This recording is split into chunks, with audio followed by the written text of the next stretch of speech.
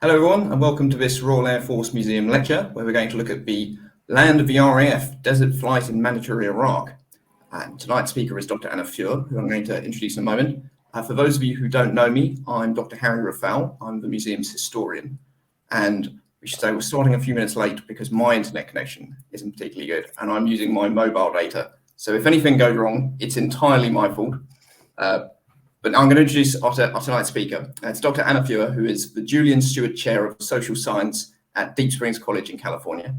Anna received her PhD in political science from Yale, and her research focuses on counterinsurgency, military technology, and the history of the British Empire in the Middle East and South Asia. Dr. Feuer was a recipient of a Marshall Scholarship and has completed 2 MAs, one from Oxford and the other from SOAS, and has previously taught at Yale and George Washington University. Her current research project is on the frictionless battlefield, nature and technology in counterinsurgency wars. And tonight she will speak on the RAF's experiences in Iraq. So I'm going to bring Anna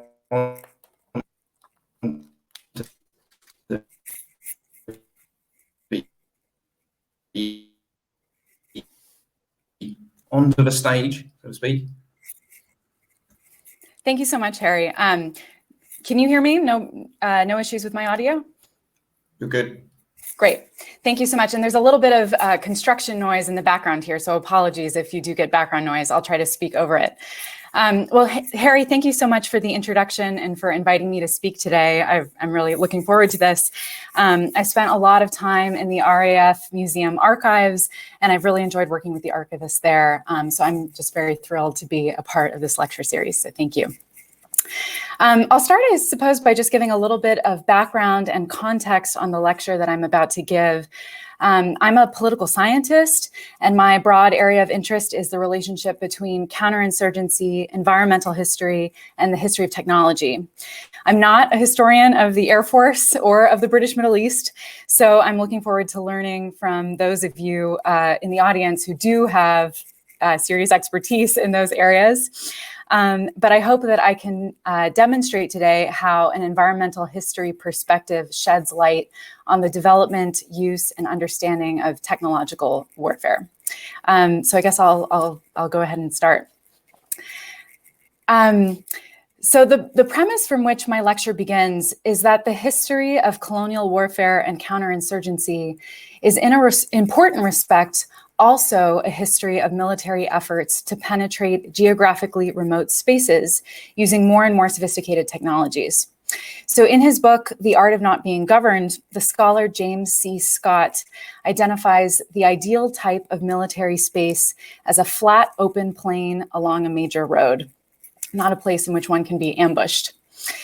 And for Scott to follow the progress of militaries in penetrating geographically inaccessible spaces is also to follow the development of what he calls distance demolishing technologies. And these would include all-weather roads, telegraph, aircraft, chemical herbicides, modern information technologies such as satellite imagery, etc. And these technologies themselves reflect what we might call the military environmental imaginary or imagination. And this refers to how modern armed forces have conceptualized the natural environments in which they operate, the distance demolishing technologies at their disposal, and the powers of mobility and surveillance to which they aspire. So on the broadest level, just as why I'm interested in giving a lecture like this, I'm interested in the history of the military experience of space and nature in the 20th century. And this is a history of how combatants relate to the physical battlefield in increasing degrees of technological mediation and abstraction. Next slide, please. Thank you. So my talk today is about the RAF in Iraq in the interwar period, but I actually want to start the talk by bringing us back to the 1990s when American strategists were thinking about what a 21st century military force would look like. So in his memoir, General Tommy Franks, commander of US Central Command, who led the invasion of Afghanistan in 2001, marveled at the new military capabilities enabled by digital technology. And so he wrote in his memoir, and I'll just read what's on the slide. As the information age matured in the civilian world, the concept of digital three-dimensional battle space became a reality. Commanders were acquiring the ability to pierce the fog and friction of war, that evocative metaphor frequently attributed to Clausewitz. The revolution in sensor technology, coupled with flying observation platforms, many mounted on new unmanned aerial vehicles, promised today's commanders the kind of Olympian perspective that Homer had given his gods. With the power of remotely operated sensors mounted on UAVs, coupled with GPS satellite tracking and reliable high-speed data links, soldiers would be able to see through smoke, clouds, and darkest night and understand the battlefield as never before. Now, armored mechanized infantry and logistics commanders could track their forces day or night in any weather on any battlefield. So the reason why I want to begin here is because I think Franks is articulating an aspiration that is characteristic of modern, or we might even call industrial or post-industrial militaries. And that is the aspiration to frictionless movement and unimpeded vision. And it seems to me that one of the distinguishing features of the war-making capacity of post-industrial technologies post-industrial countries in the 20th and 21st centuries is that technology has displaced or rendered obsolete the basic conditions of war, mobilizing troops and material on the battlefield. Within an older military logic, a pre-20th century military logic, we might think, the physical terrain of the battlefield was supremely important, even definitive, for military strategy, tactics, and outcomes. World War I represents the endgame of that logic for two reasons. First, the terrain of the Western Front was simply impassable. Armies found themselves bogged down in muddy trenches, unable to move across the terrain of no man's land, a terrain that was itself continually churned up by explosives. And second, the technology of World War I introduced a new dimension of modern warfare, aerial operations, in which militaries could transcend ground-level terrain obstacles for the first time. So today I want to think about the first steps that led advanced militaries toward a new technological imagining of war, a trajectory that begins, I think, in the aftermath of World War I and leads through General Franks' account of the information age and all the way to, let's say, contemporary cyber warfare. So my claim today is that some of the distinctive aspirations of what we might call postmodern war, which would include precision targeting from a distance, the replacement of soldiers by machines, and most important for my analysis here today, the transcendence of the physical constraints of the battlefield, or at least the appearance that those constraints can be transcended, were first articulated by the Royal Air Force in making its case for air control in Iraq under the British mandate between the First and Second World Wars. It was in Iraq that the RAF made a case for a new and unprecedented colonial air control policy that relied on aerial surveillance and strategic bombing to deter resistance and put down rebellion.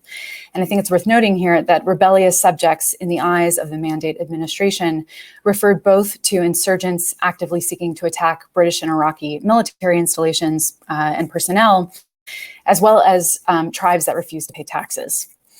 And in doing so, I argue, the Royal Air Force began to articulate a new conception of war that would not be governed by the constraints of geography, terrain, and climate.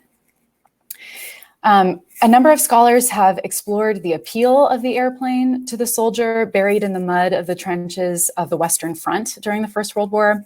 Modris Eksteins, Stefan Goebel, Patrick Deere, and a number of other scholars have shown that the Royal Flying Corps was romanticized by the British public as the only arm of the military that retained a claim to heroism and chivalric glory during the war.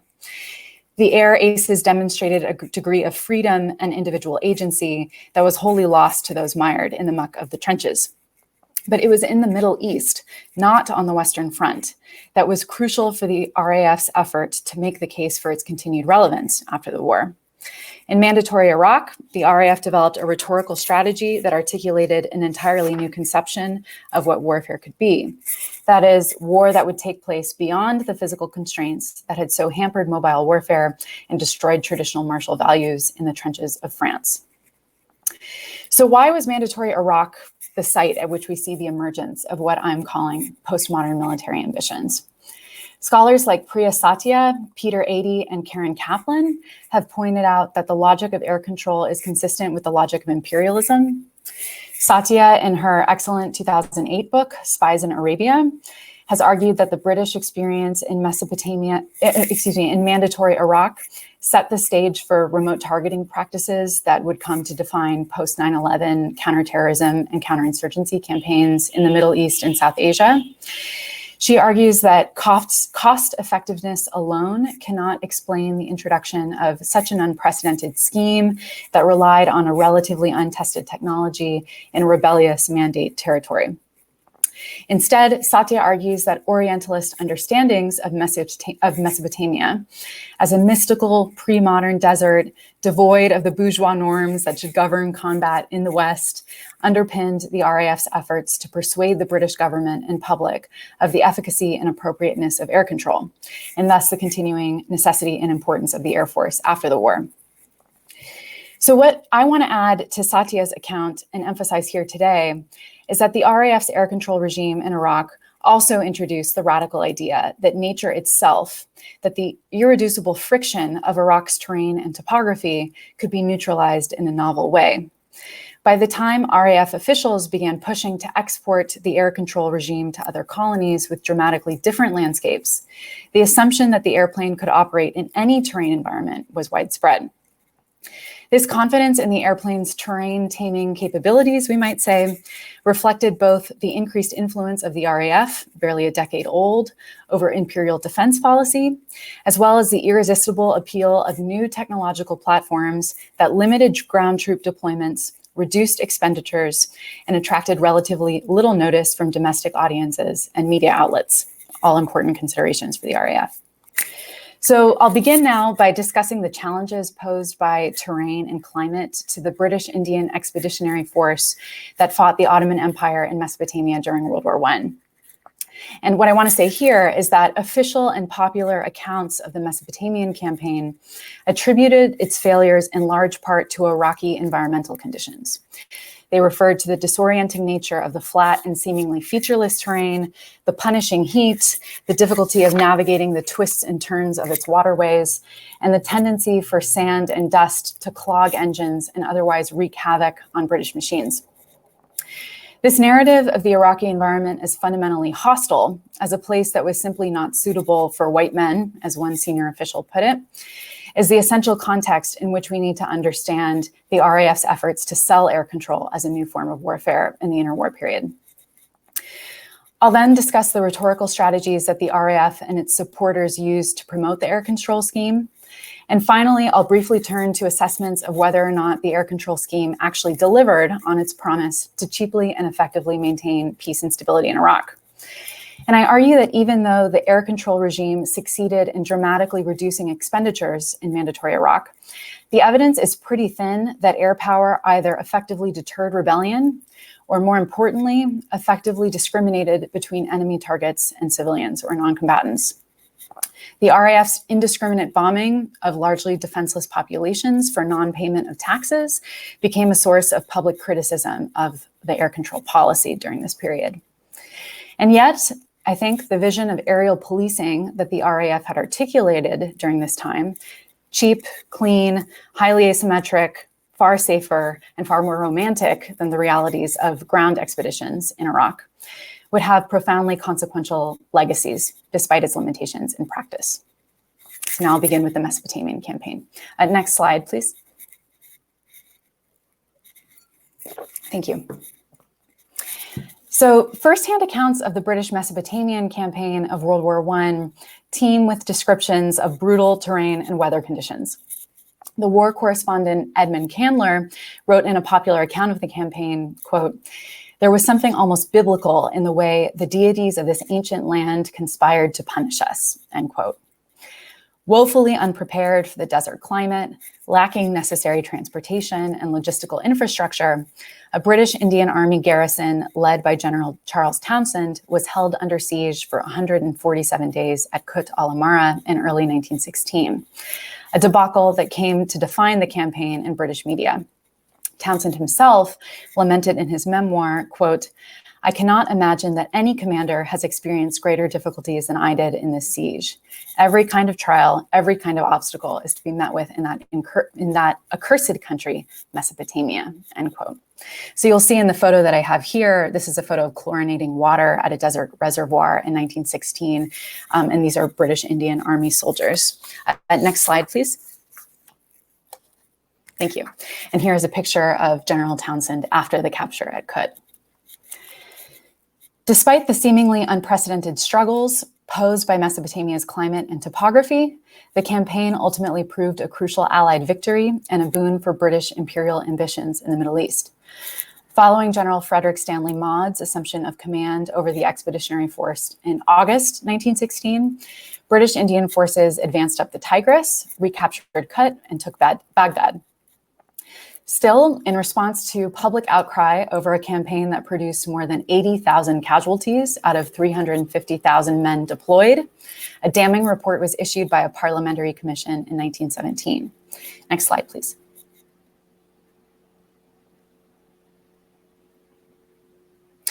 Next slide, Harry, please. Thank you. The report blamed military authorities in Mesopotamia for disgraceful mismanagement, particularly in their inadequate provision of river transport and medical supplies. But central to the report's indictment was the failure to properly prepare for the environmental factors that made military movements exceptionally difficult and inflicted severe hardship and health hazards on Townsend's men. So the report begins, "On the very threshold of our report, we desire to focus on the physical and climatic peculiarities of that tract of country known as Mesopotamia. Though the commission blamed the Indian government for the shortage of appropriate river craft to transport reinforcements and supplies along the Tigris, it also admitted that, quote, the difficulty of finding vessels suitable for employment on this troublesome waterway is very great," end quote. Navigation of the Tigris required local knowledge of its extraordinarily tortuous twists and turns. The report says, we, quote, "We mention these details as a river is generally regarded as an admirable line of communication, offering special facilities for the maintenance of a force and the evacuation of its sick and wounded. In the case of the Tigris, however, these advantages are heavily discounted by the local difficulties.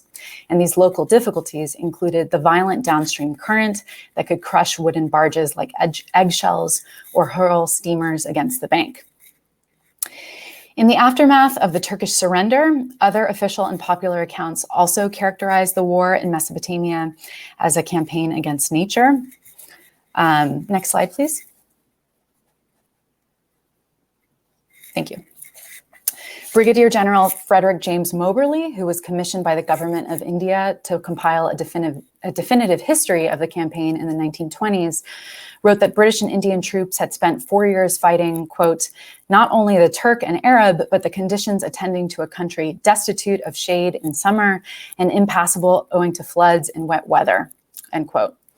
Lieutenant Colonel Johnny Tennant, who wrote a popular account of the campaign called "In the Clouds Above Baghdad," wrote that the RFC was bogged down in, quote, "a never-ending war, not only against the enemy, but against dust and sand and engines, against boiling radiators," end quote. As in the case of trench mud in France, the most formidable opponent in Mesopotamia was not the Turkish army, but the heat, which could reach above 121 degrees Fahrenheit in the summer. The war correspondent Edmund Candler observed at Kut, quote, "the hot air leaps up and buffets one. There is an element of combat in it. The sun, when he is strong and one has no adequate defense against him, is the most relentless, untiring enemy that a man can have," end quote. I think we can see that this particular environmental narrative was rooted both in wartime experiences of an unfamiliar terrain and climate, and in what we might call Orientalist conceptions of the Middle Eastern desert. Field surveyors on the Tigris front, for instance, found their work to be exceptionally challenging in an environment of flooded date palm groves and labyrinthine swamplands. In Samarra, work began at 4:30 in the morning because metal instruments grew too hot to handle by 10 o'clock in the morning. On foot or in forward vans, progress was slow through muddy, roadless desert. On one rainy evening, a British survey team took 2 hours to advance 17 yards. Lieutenant Colonel George Adam Beasley, who led all field surveying operations on the Tigris Front between 1916 and 1917, insisted, quote, "The destructive proclivities of the Arab, the unsettled state, and the nature of the country put all scientific survey out of the question," end quote. Relying on inadequate survey work, artillery maps were riddled with errors and topographical distortions. In an April 1916 intelligence report, T.E. Lawrence declared that these maps were, quote, "too inaccurate to be of much use, confused, and difficult to read." Yet the practical difficulties surveyors faced were exacerbated by their own conviction that Mesopotamia was a blank space on the map, an empty desert untouched by modern history. A common refrain in British assessments of the landscape, as Priya Satya points out in her book, is that it seemed a place of undifferentiated flatness, unvarying and yet bewildering in its monotony. In a post-war study from 1925, an Army General Staff in India, a report from the Army General Staff in India affirmed, quote, "The whole theater of operations is as flat as a billiard table. This even though operations extended beyond the western desert to southeastern wetlands and to the northeastern mountains. There are no trees. There are practically no landmarks. It is impossible to locate one's position except by compass bearing and pacing. This induces in the individual a sense of isolation and an impotent feeling of being lost. Such landmarks as there are in the shape of occasional banks of ancient canals are obscured by mirage during most of the day. The mirage also distorts and confuses all objects a mile or more away and gives them a false impression of movement, so that small bushes are reported as cavalry, birds as infantry scouts, and so on. Man in these surroundings feels like an ant on a skating rink." In the wake of the Mesopotamia Commission's report, the Army General Staff in India was eager to deflect responsibility for the failures of the campaign. But the perception of the Iraqi desert as essentially illegible was shared across institutional boundaries, already evident in reports filed by British intelligence agents in the pre-war period. The home and Indian governments, along with the public, agreed that troops had performed heroically by enduring a sinister landscape. Soldiers were felled by heat stroke, cholera, typhus, and bowel disease. More than 23,000 Indian, British, and other Dominion soldiers died of sickness or other non-combat causes during the campaign, compared to the approximately 15,000 killed in combat. Early reports from Mesopotamia quickly evaporated pre-war romantic notions of the desert sublime. The American volunteer Arthur Clarke remembered, quote, "The call came for men to go with British troops to Mesopotamia, where there is the most atrocious climate in the world and where there are more insects and germs to the square inch than there are bullets to the square mile," end quote. Even as soldiers realized that they would be fighting in biblical lands, the region where Alexander defeated Darius, they knew, as Clarke put it, that, quote, "the country was just one vast plain where nothing grew except shrubs. Mesopotamia, by common consent, was to be hot and dry and dusty and miserable," end quote. Soldiers insisted that the hardships endured in Mesopotamia, a land, quote, "tortured by most of the plagues of Egypt," end quote, as another British observer put it, exceeded the hardships of France. Next slide, please. Thank you. Official understandings of the campaign's failures ultimately converged upon a picture of Mesopotamia as fundamentally hostile. Lord Kitchener, Secretary of State for War, said in a May 1916 speech to the House of Lords about the fall of Kut, quote, "I am not traveling beyond the actual facts and saying that to the adverse elements alone was due the denial of success. The constant rain and consequent floods not only impeding advance, but compelling in lieu of turning movements, direct attacks on an almost impossibly narrow front." This narrative persisted through the early years of the mandate. The Indian Army General Staff affirmed in 1925, quote, "The ground enormously favored the defense. The vast distances, the flat, bare, featureless plain, the lack of adequate cover, the inundations under the control of the enemy upstream of us, all added enormously to the difficulty of the attack. Movement was handicapped by a lack of information and maps and by the complete absence of drinking water, apart from the river in the hot weather, while in the cold weather, the whole plain became a morass of sticky mud." Yet the situation in Mesopotamia would change rapidly during the final 2 years of the war, when the new Inspector General of Communications, George McMunn, made investments in mechanical transport and other infrastructure to shrink unwieldy supply lines. Under the command of General Maude, British forces in Mesopotamia set about to improve transportation and communication infrastructure to facilitate troop movement and supply beginning in August 1916. Modernizing Mesopotamia involved improving the port facilities at Basra by constructing bunds and laying concrete roads, importing more than 1,200 river transport vessels better suited to Tigris conditions, and building railways to connect Basra with other major cities. The Germans, supporting the Ottomans, maintained air superiority in Mesopotamia until mid-1916, when additional aircraft equipped with the latest in bomb aiming and photographic reconnaissance capabilities finally arrived, piloted by the Royal Flying Corps' No. 30 Squadron. Rather than following the Tigris's hairpin turns, the airplane could simply fly in a straight line. The journey from Nasiriyah to Basra, normally 5 to 6 days by boat, took less than 2 hours in an airplane. More than any other technology, the airplane improved the British position in Mesopotamia by providing essential reconnaissance, aiding in photogrammetric surveying of terrain behind enemy lines. Aerial technology offered an unprecedented range of vision within the largely unmapped battle space. Pilots' sketch maps and aerial photographs were used to track Turkish positions and document any terrain obstacle that might hinder mobility or provide the enemy with natural cover. Next slide, please. Thank you. So here's an airplane of No. 30 Squadron that was involved in a supply dropping mission to the garrison under siege at Kut in 1916. Next slide, please. Thank you. And here's just a photograph of the personnel of the 30th Squadron in Mesopotamia. So by the end of the war, the garrison of British and Indian forces in Mesopotamia numbered more than 100,000. This presented the newly independent Royal Air Force with an opportunity. Supported by their champion, Winston Churchill, who enjoyed a dual appointment as Secretary of State for Air and War, RAF leadership set their sights on imperial policing as a strategy to ensure the institution's post-war survival, even as the Lloyd George government faced significant pressure to reduce overseas military expenditures.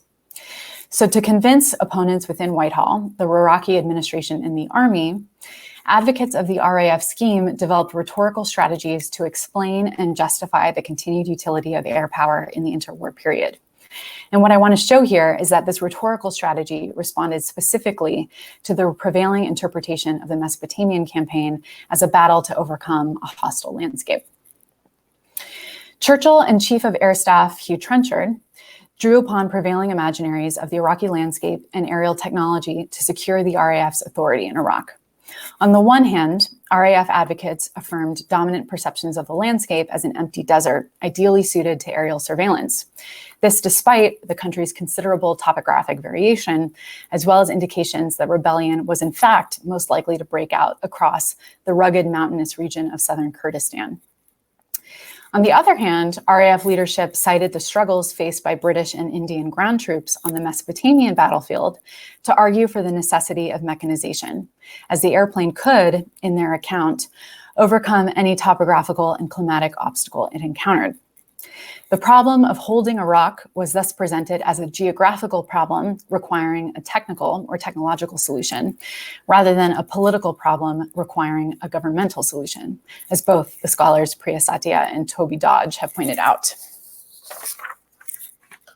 So in August 1919, Churchill suggested that the British might maintain their hold over Mesopotamia at less expense by replacing ground troops with mechanical substitutes, airplanes, tanks, armored cars, keeping a small force at Baghdad and blockhouse posts throughout the country. His proposal was quickly dismissed by the Army General Staff, which of course was competing with the RAF. Army leadership responded with skepticism, evoking the near insurmountable challenges posed by Iraq's topography. The General Staff offered a long list of objections, which included, first, that the most rebellious part of the country was at least 200 miles north of Baghdad in the mountainous areas of southern Kurdistan. Second, that mechanical transportation would be limited by the sandy ground. Third, that the required river communications would be challenging due to the idiosyncrasies of the Tigris. And fourth, that bombing would be ineffective against scattered tribesmen in hilly terrain. Next slide, please.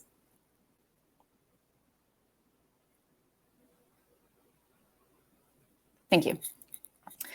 Undeterred, Churchill persisted in his efforts to reduce costs in Iraq, which in early 1920 came to £18 million annually. In February, he proposed a network of landing grounds that would facilitate aerial patrol of the whole country, with regular troops in a supporting role. Churchill affirmed in a memo to Trenchard, quote, an ample system of landing grounds judiciously selected would enable those air forces to operate in every part of the protectorate and enforce control, now here, now there, without the need of maintaining long lines of communication, eating up troops and money, end quote.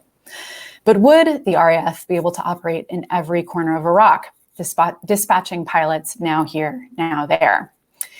As Priya Satya has argued elsewhere, the RAF's case depended on a characterization of the country as suitable for air operations for aesthetic reasons as much as practical ones. It seemed to be an entirely empty desert in which pilots would seem to be operating within the blank space of the map. The air staff affirmed in a 1920 report, quote, local conditions are generally favorable for flying, and a great portion of the country is level desert, naturally suited for aerodromes and for operation of light motor transport, so that it is practicable to keep it under more or less constant surveillance by reconnoitering aircraft.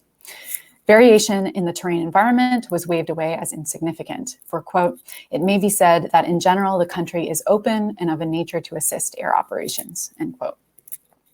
Proponents of air control echoed wartime descriptions of Mesopotamia as homogeneous, empty, and unendingly flat. But whereas for the ground soldier, this topographical sameness was disorienting, for the pilot, it would mean uninhibited vision. RAF leadership held to this characterization of Iraq's topography, even though by 1920 it had strong reason to believe that rebellion was as likely to break out in the dense mountainous region of southern Kurdistan as in the western desert or the southeastern marshlands. The previous year had seen extensive unrest in southern Kurdistan, where Sheikh Mahmoud Barzanji led a nationalist revolt in terrain that combined the mountainous conditions of the northwest frontier with dense jungle. In light of ongoing resistance and the Kurds' perceived vulnerability to Turkish propaganda from the northern border, Trenchard admitted in a 1920 air staff report for the cabinet that Kurds likely constituted, quote, the greatest element of unrest in Mesopotamia, end quote.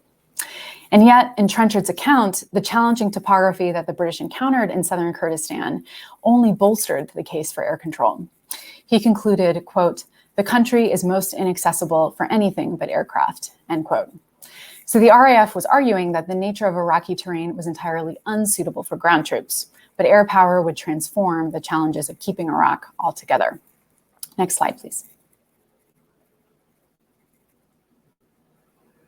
Thank you. In the summer of 1920, following weeks of mass demonstrations against British rule in Baghdad, the heavily taxed Dawalim tribe of the southern Euphrates succeeded in overwhelming 2 British platoons and besieging remaining forces. Nationalist revolts spread across the country, stretching throughout the middle and lower Euphrates and northward into southern Kurdistan. Civil Commissioner Arnold Wilson, who had dismissed Iraqi demands during demonstrations, did not anticipate the ultimate scale of the rebellion, nor the skill and resources of the insurgents. It included 131,000 men carrying 17,000 modern rifles, comparable in accuracy to rifles the British were using. Elmer Haldane, general officer commanding in Mesopotamia, pleaded for reinforcements from India. He cabled Churchill directly to impress upon him the urgency of the situation and the obstacles his troops were facing. Haldane's garrison was significantly disadvantaged by the difficulty of supplying water, food, and fuel along those troublesome Iraqi water channels. By the time the rebellion was put down and the country mostly stabilized, British and Indian troops had sustained 2,300 casualties. Military expenditure in Iraq for the year came to more than 30 million pounds. So time was ripe to change the mode of colonial control in Iraq. Following Churchill's appointment as Secretary of State for the Colonies in early 1921, he called a conference at Cairo to discuss the official transfer of defense responsibility in Mesopotamia from the War Office to the Air Ministry. The conference agreed to increase the number of RAF air squadrons to 8 and armored car squadrons to 4, while Imperial forces would be relieved by adding Assyrian and Kurdish units to the Iraq levies, commanded by British officers. The proposal was estimated to reduce expenditures in Iraq to £5 million in 4 years. Despite the misgivings of the new High Commissioner of Iraq, Sir Percy Cox, among others, Churchill persuasively argued for the importance of the cost savings the scheme offered. With approval from the cabinet, air control was officially inaugurated in Iraq on October 1st, 1922. So the rhetorical force of air control ideology stemmed from its explicit contrast with the hardships that the infantry would face on the ground. Air power promised to allow British forces to operate beyond the confines posed by Iraq's formidable geographic and climatic obstacles. War could be fought for the first time in history from the comfort of a modern, well-supplied airbase. The legendary intelligence agent John Glubb explained in his memoirs, somewhat facetiously, that the scheme's, quote, great advantage was that it could be carried out without it being necessary for the civil officials concerned to leave their office chairs above which the electric fans were coolly revolving, end quote.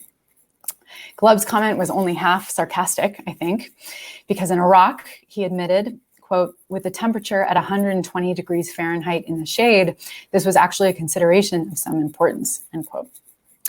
Wilson expounded on the advantages, next slide, please.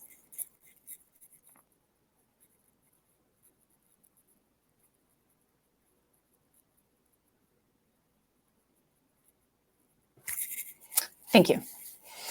Wilson expounded on the advantages of the Baghdad Air Base in early 1921. He wrote, hot weather conditions affected military units in Mesopotamia much more catastrophically than the units of the RAF.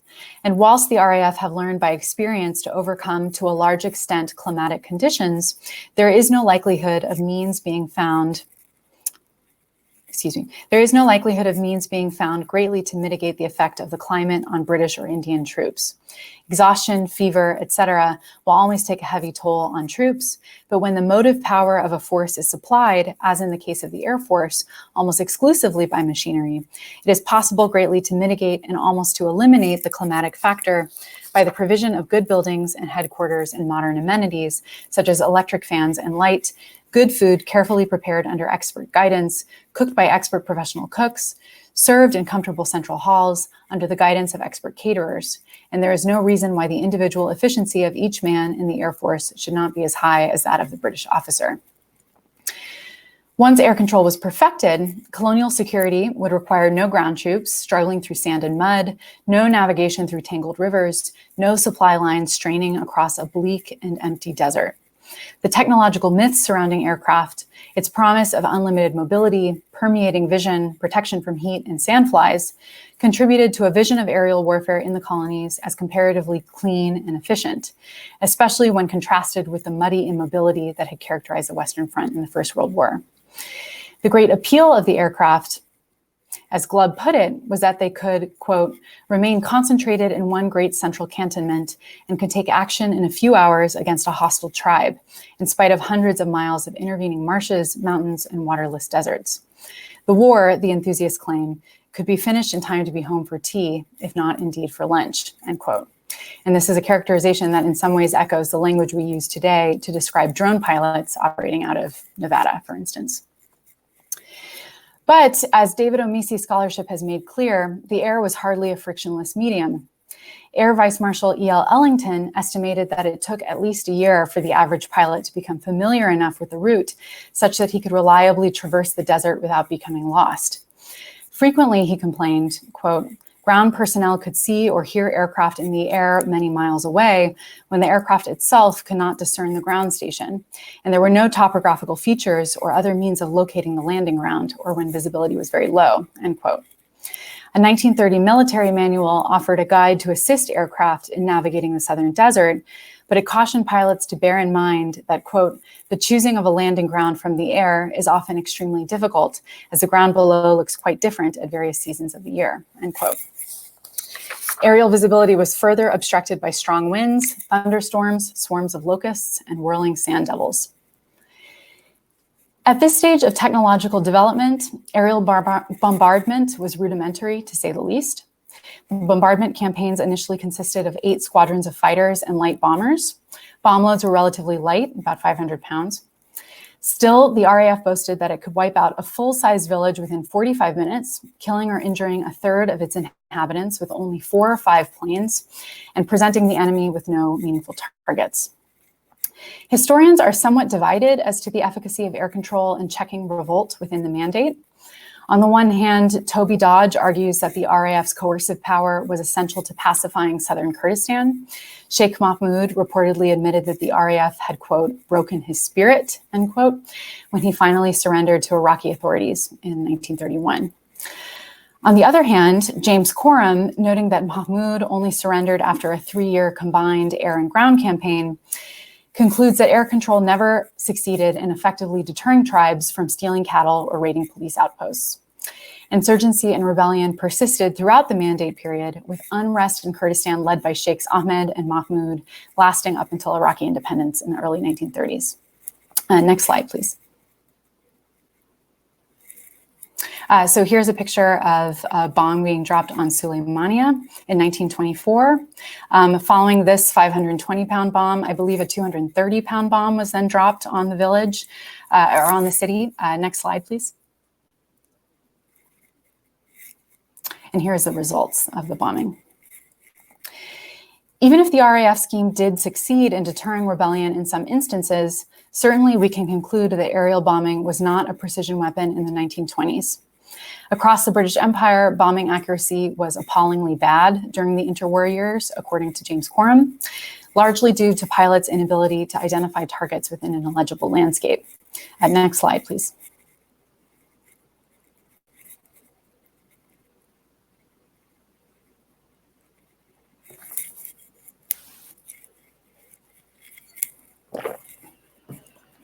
Thank you. Although the RAF did not collect official casualty figures, it privately acknowledged the profound destruction of life and property entailed by the air control scheme. Trenchard wrote in a 1920 memorandum, quote, "The airplane is at present an inaccurate weapon, and the dropping of bombs or direction of machine gun fire from the air cannot be carried out with such a degree of nicety as to ensure that the innocent and unoffending people should not suffer with the guilty," end quote. More to the point, as Satya has pointed out, air control ultimately rested on the conviction that Iraqi civilians did not merit a conviction to jus in bello.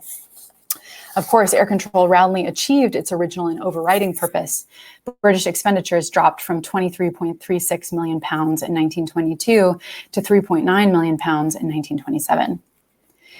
In Iraq and elsewhere across the empire, those targeted by RAF bombs quickly learned to evade the aerial gaze by scattering across the open desert or by hiding beneath natural cover.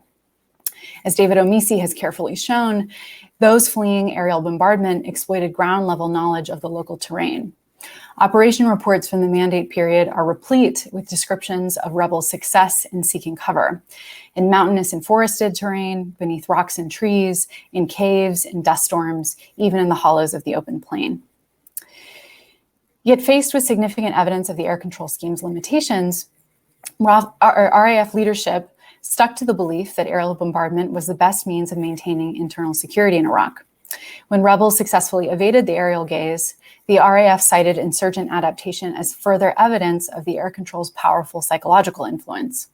A 1924 Air Staff report reads, quote, "In the later stages of operations, when the enemy has learned to conceal himself, his animals, and portable property, air action must rely for its effects on the tribal morale of constant liability to attack and the consequent continuing dislocation of daily life. The enemy will thus feel insecure at all times." The RAF's self-declared success in Iraq fueled proposals to replicate the air control scheme throughout the empire. But implementing the strategy in the mountainous northwest frontier of India or the scrublands of Somaliland meant convincing opponents of air power's universal utility across dramatically different landscapes. Initially formulated to justify the Air Force's authority in what the RAF saw as a flat, featureless desert, air control turned out to be flexible enough to be incorporated onto new battlefields. Next slide, please.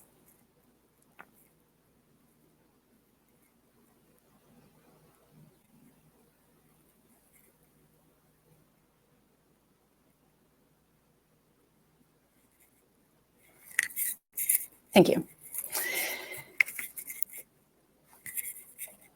By 1930, the RAF had reversed its position that flat countries were most amenable to aerial surveillance. An air staff memorandum read, quote, "The countries for which air control is particularly suited, as opposed to military control by land sources, are those which combine inaccessibility, whether due to size or nature of the terrain, with a population organized on a loose tribal basis." By the end of the mandate period, no mountain fastness, no labyrinthine marsh, no desert frontier was beyond the airplane's reach, according to RAF doctrine. And developing an ideological justification for the air control scheme, the RAF offered a new, irresistible vision of colonial warfare, one that effectively removed British combatants from the physical battlefield altogether. Colonial policing and counterinsurgency warfare would be directed from the airbase without the need for ground expeditions or infrastructure. This vision entailed a number of political advantages, in addition to its beneficial implications for military expenditures and troop morale. Future Air Chief Marshal John Slessor described the discretion and ease with which British authority in Iraq could be maintained. He wrote, quote, "A few airplanes slip off into the blue, returning unnoticed to slip off again unnoticed until next morning. And officers who are in action in Waziristan in the morning may be playing polo in Risalpur in the afternoon." Again, language that echoes contemporary descriptions of drone pilots in Nevada. Priya Satya has called this effort to maintain the empire in the Middle East with these discrete tactics, operating beyond the notice of the British public, which had begun to question the value and cost of overseas holdings, covert empire. In locating the battle space in the empty skies, the RAF had indeed moved into an intangible and abstract realm. Once targeting operations had been abstracted from the physical battlefield itself, there seemed to be no reason that operations should be so constrained by the physical and climatic conditions that had once proven so devastating to British Indian troops and colonial officers. So what I've tried to show here is that the RAF in Mandatory Iraq articulated an early vision of remote warfare, waged by machines directed from secure air bases. This new style of colonial war would smooth the friction of terrain while keeping airmen at a secure distance from their targets and from the hostile Iraqi landscape and climate. This new conception of warfare beyond the constraints of the landscape has crucial implications. Without those constraints, it seemed, air control techniques could be replicable anywhere in any colonial or mandate territory. And it allowed the British to fight an extremely asymmetric war in which pilots were safer and far more comfortable than ground troops. The notion that counterinsurgency and colonial policing operations could be abstracted from the physical battlefield, that war, in other words, could be terrain indifferent, represents, in my view, a profoundly consequential legacy of British military strategy during the mandate period. I think just to conclude, it's worth noting that, last week, American troops departed from Bagram Air Base in Afghanistan, effectively ending a war that lasted for 2 decades. And like those seeking to evade aerial bombardment in Mandatory Iraq, or let's say the North Vietnamese during the Vietnam War, Taliban and al-Qaeda insurgents in Afghanistan consistently made use of terrain features to evade counterinsurgents' technologically enabled vision, including aerial surveillance platforms. And again, Priya Satya has made this connection herself. The hide-and-seek dynamic that characterizes counterinsurgency conflicts, in which higher-tech military forces attempt to locate their lower-tech opponents in dense cities or geographically inaccessible rural regions, poses distinct challenges for counterinsurgents' battle space awareness. As guerrilla and other irregular forces typically practice dispersion and concealment tactics, counterinsurgents are faced with the task of mapping and surveilling every square inch of the battlefield. They are thus compelled to develop ever more penetrating techniques of surveillance, from electronic sensors to remotely piloted drones. Their lower tech opponents, in turn, adapt to these innovative tools, often by making use of ground-level knowledge of the landscape. In Mandatory Iraq, air control succeeded in saving money, but I think we can see a gap between its actual effectiveness, both in deterring rebellion and especially in discriminating between legitimate targets, and how air control was imagined or wished for. And it's because there's this gap that we can see a kind of technological imperative at work here, a kind of autonomous and self-reinforcing dynamic that emerges and sets British colonial policy on a specific trajectory in spite of its practical shortcomings. The air control regime not only furthered Colonial Secretary Winston Churchill's desire to reduce military expenditures, it also fed a powerful aesthetic vision of the territory as a smooth, undifferentiated battle space. For the airplane, the Air Force claimed, made topography irrelevant. British power could emanate across this battle space cleanly and efficiently from Baghdad.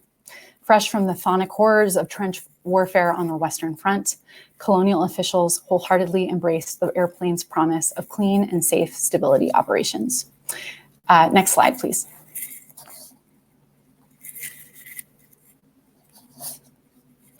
So I'll end there, but I did want to just end with a slide mentioning some of the secondary sources that I mentioned in this talk, some of which I'm sure all of you are familiar with, particularly the very, very helpful book on air control by David Omisi. But I have also made, as I've said, much use of Priya Satya's 2008 book, Spies in Arabia. So I'll end there. Thank you very much. And I'm looking forward to questions and comments. Okay, brilliant. I really enjoyed that, Anna. I'm hoping that my internet connection will stay relatively stable so that I can stay with you for the questions, but if not, I might turn the video off and allow you to be center stage.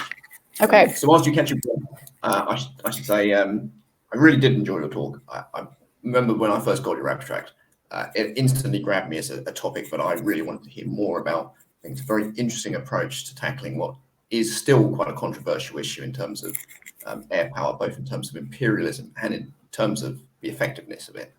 I love David Omisi's book as well. He was my supervisor. So okay. Have to get that plug in for him. Well, he's been very helpful to me, obviously. He's a lovely guy. Priya, I really want to get in for a talk as well, because her book's great. Keeps on dodging. I need to nail her down for talk. But yes, for those in the audience, do use the ask a question function to give Anna some tough questions, some nice challenging ones.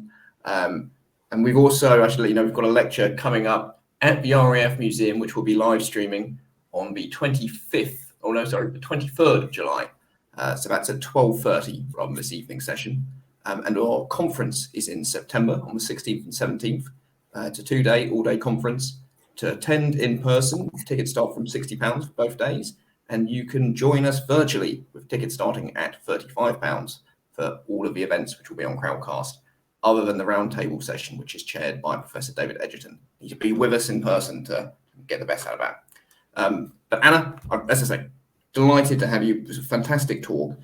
Thank you. And I was really struck with that idea of covert empire, which Priya's talked about before. Is that your belief as well? Because I'm always struck by the contrast of the RAF and these air pageants, which are incredibly well attended, but they're very keen to stress the role that they're taking on in empire. So there seems to be a bit of a conflict there. Harry, I'm sorry, you just cut out for a brief moment. Would you mind repeating your question? Yes. So the Hendon air pageants, where there's a lot of publicity given to the work that the RAF's doing abroad. Doesn't that sort of stand in contrast to that claim of covert empire? Right. I think that's actually a great question. Covert empire obviously is Priya Satya's thesis. And I think the major point she wants to make basically is that the question about what to do with Iraq following World War I was a highly contentious question in the British press, right? I think in the immediate aftermath of the war, the Times of London published a pretty significant debate about the expenditure involved in keeping mandatory Iraq and whether or not it was really worthwhile, whether it was key to keeping India, as was the position of those who wanted to maintain the mandate in Iraq. But you're right. The Hendon air pageants, in some ways, they were spectacular. They often involved, or at times, I believe, involved, bombings of fake villages. So it was pretty clear that what was going on in Iraq. So I think that what Priya Satya is trying to describe here basically is the sense that does come out of the archives that this was what the British public is really attuned to is British casualties, right? British casualties and taxpayer expenditure. And this was a way to basically keep those issues out of the news, right? I mean, because there were very few British casualties and there were the expenditure was significantly limited using these tactics. And so, I think that covert empire in that sense allows us to see that when the British public is not significantly invested in what's going on in mandatory Iraq, both because they're not seeing casualties and it's not coming out of their own pockets, covert empire can be sustained in a pretty significant way. But you're right. I mean, what's going on at Hendon doesn't suggest anything covert at all. I have to say, honestly, I don't know enough about the Hendon pageants to know how controversial they were and sort of what the public response was to them and whether they were ever stopped, for instance, or changed in their content just to respond to humanitarian concerns about air control. Okay, great. We've got quite a few questions which have come in from our audience, which is really pleasing to see. Great. And they're tough ones. They have both embraced the challenge. So the first is from Bill Strandberg. Bill asks, was the development of using air power over difficult terrain used to success in the post-World War II operations against the Mau Mau in Kenya and in Operation Fire Dog in Malaya?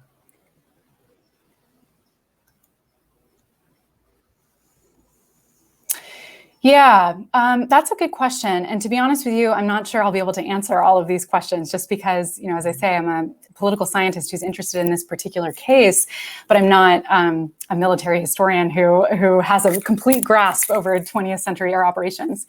My understanding, because I have in the past looked into air operations against the Mau Mau in Kenya, and my understanding there, though I'm not an expert, so I certainly may be wrong, was that because the terrain in the Mau Mau were, I believe, hiding in forests. And so I think both in the case of like the Mau Mau in Kenya and in Malaya, the Malayan emergency, air power, or at least aerial surveillance, was somewhat less helpful just because, I've talked about how, the RAF relied on a kind of fantasy or imaginary of Iraq as entirely empty, entirely flat, entirely open. But of course, a flat terrain, an open terrain is better for aerial surveillance, obviously, than a heavily forested terrain.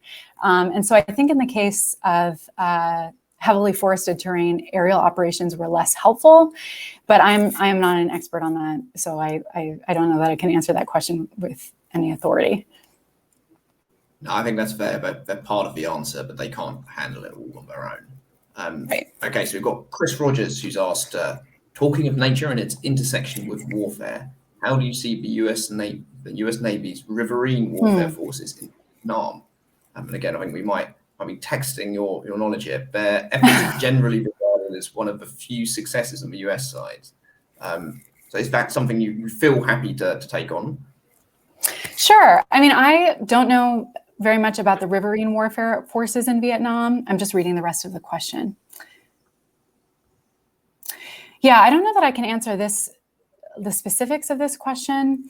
But I guess I would say that I'm certainly interested in Vietnam as a case. And one of the things that I'm interested in is thinking about different ways of achieving aerial surveillance over heavily forested rainforest territory, basically, over the jungles of South Vietnam and Laos and Cambodia.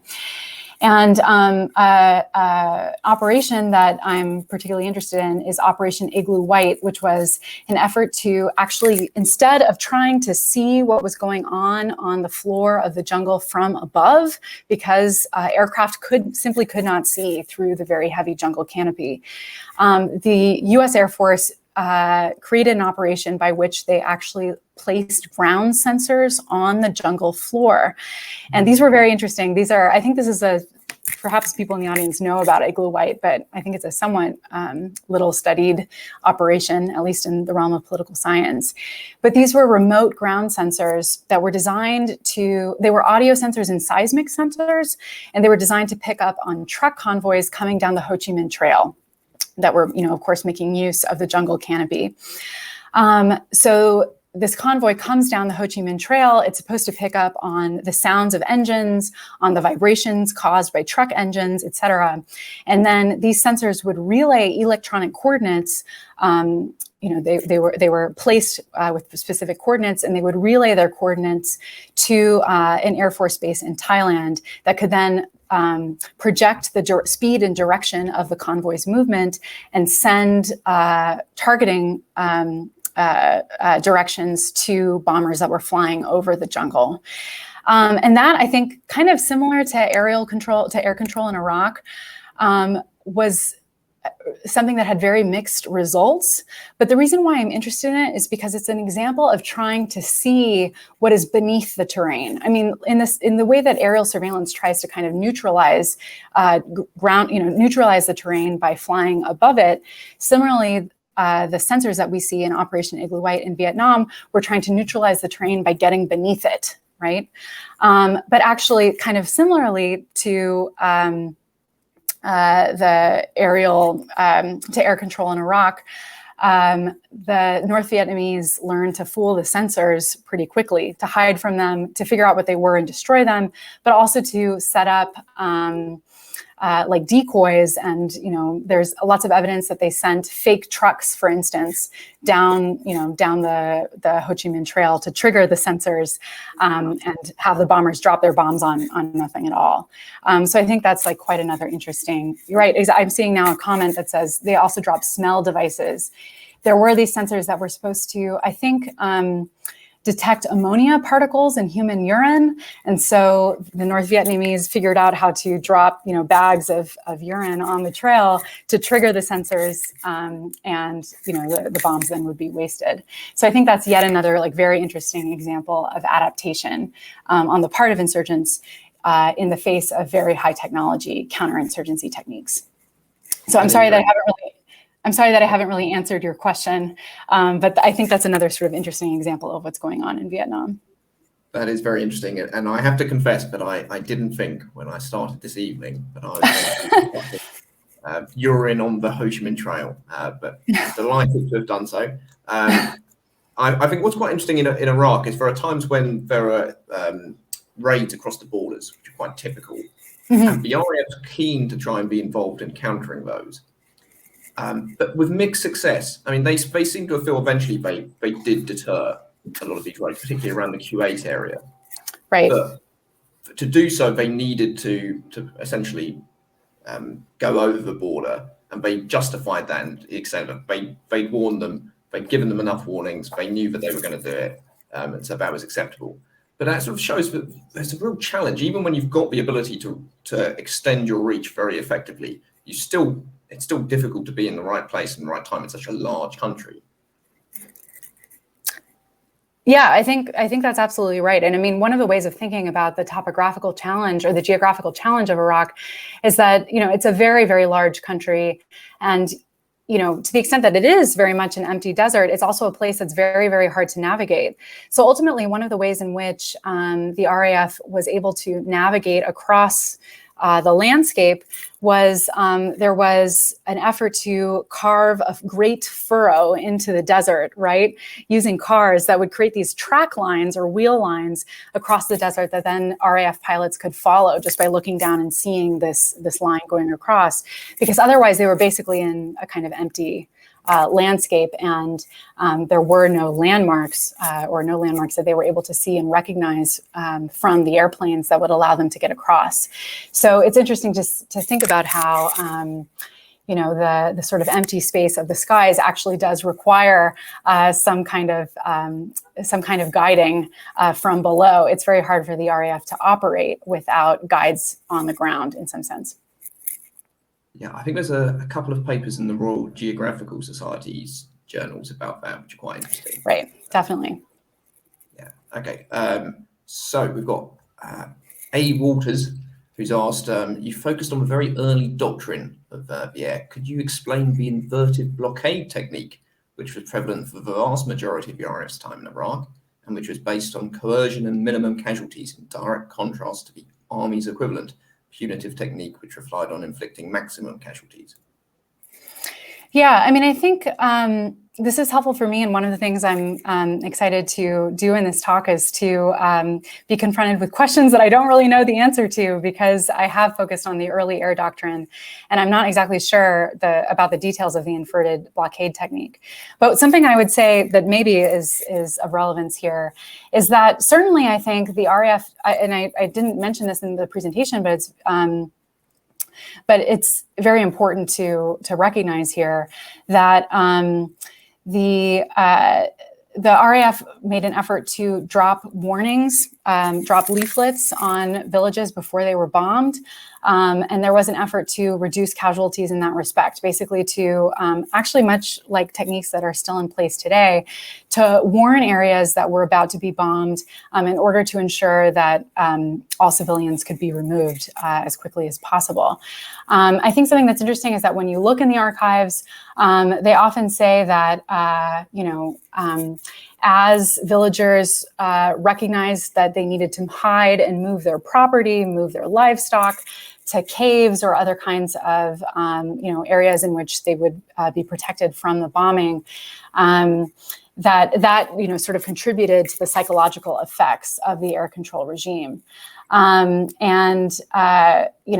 was something that was kind of integrated into the RAF's justification of the air control regime, in the sense that once it became clear that it was not possible on humanitarian grounds or sort of on practical grounds to attack villagers via bombing, that the psychological component, like the fright component of the air control regime, was really the thing that the RAF began focusing on as the more effective product of the air control regime, rather than the destruction of villages.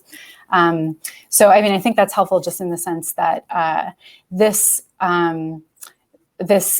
technique actually does aim at minimum casualties and coercion, as you say, rather than maximum casualties or maximum destruction. It relied much more on threat and on fright than it did on maximum destruction. Yeah. Okay. I'm going to skip down some questions to make sure that everyone gets at least one. But I should say, on the way, I see that Bill's come back and said that he found igloo white details very interesting, and he hopes there's a presentation in the future on this. So it's a good idea. We'll see what we can do. So T has asked, whatever the benefits of using air power only are there many instances where you may eventually need people on the ground? Which I think is a really good question for Iraq. Yeah, I mean, I think that one of the things that Mandatory Iraq shows us is that you do need people on the ground, that it just wasn't really possible for the RAF to operate without people on the ground. And a good example here that I didn't have time to talk about in the presentation was that the RAF typically relied on special service officers, John Glubb being one of the most famous of the special service officers, or SSOs, who actually were officers who were on the ground, who were required to become extremely familiar and gain ground level intelligence with a particular area that they were assigned to. And that particular area, became their territory, and they were in charge of gaining ground level intelligence in order to help the RAF identify which villages were in fact friendly villages and which villages were unfriendly villages, or villages that were going to be targeted. And something you see is that it is very, very hard for RAF pilots from above to identify which villages are actually going to be the subject of bombing. And so they need to rely on intelligence from the SSOs to help them identify that. A map is simply not enough. They have to have the ground level intelligence.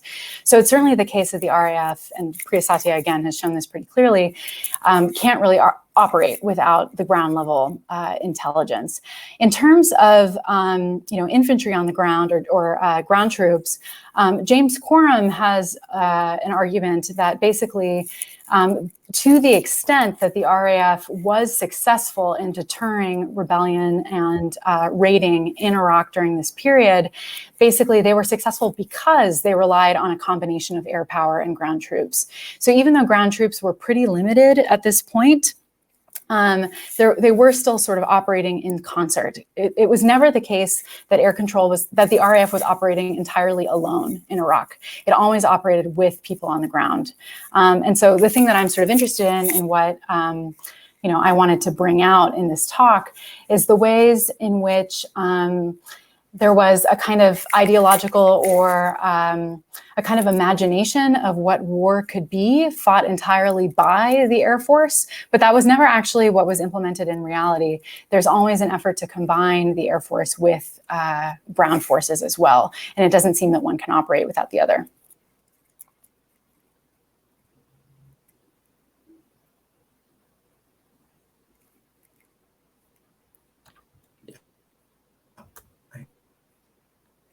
I think James Coram's got a fair point in his article. Okay, so I think time for one more question, and then we won't push our luck with my mobile internet. Air control DB mandate in 1932. Can you describe how they achieved this? Or perhaps you agree with it to begin with? Yeah, I'm just reading the question.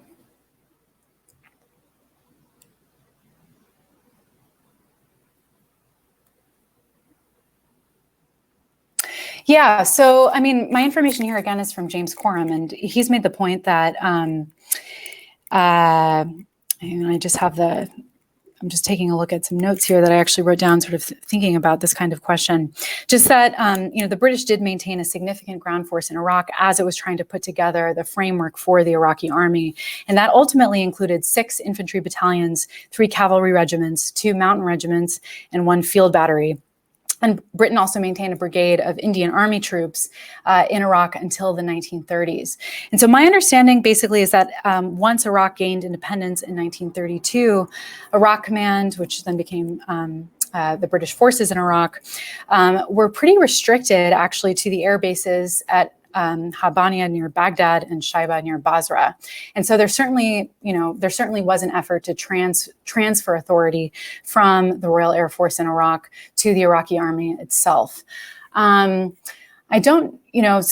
suppose like in my mind, the sort of interesting question that comes out of this is, how is it that the ideological justification for air control by the RAF that I've outlined here, how is that consonant with a political effort to shift authority away from the Air Force and toward the Iraqi army itself? And I think that's a question I'll need to think about a little bit more, but I think that it is likely to be consistent with the effort in the 1930s to, reduce British expenditure even further abroad. I think that British Air Forces the British Air Force in Iraq in the late 1930s really was much more minimal than it was earlier on in the 1920s, of course. So I haven't quite answered your question there, but that's something that I'll need to think about in relation to my own presentation a little bit more. Okay, great. Well, I think we'll call it a day. I do agree with that last point you made about finance. It's from the start to the end, right? Sort of preeminent concern, isn't it? Yeah, absolutely. I mean, it's the central concern, and it's Churchill's overriding concern. So, the argument that I'm trying to present here is to think about, what the implications are for our understanding of warfare, like operating outside of terrain, or warfare that is indifferent to terrain. But that's certainly not to say that that's a concern that somehow overrides or makes the finance concern less important. The finance concern is always the most important concern. Okay, fantastic. Yes, well, I should say I'd be really pleased if at the end of your project you come back and speak again, because I'm very interested in just research in general. I think it's very, the concepts behind it really intrigue me as much as anything. So I think all that's really left is to say thank you very much for an excellent talk, and on behalf of our audience to say we're really pleased for you gave up your time and for such a great lecture. So thank you very much. Thank you so much, and thank you so much for having me. I really appreciate it. Great, and thank you everyone who's joined us. Good night. Thank you.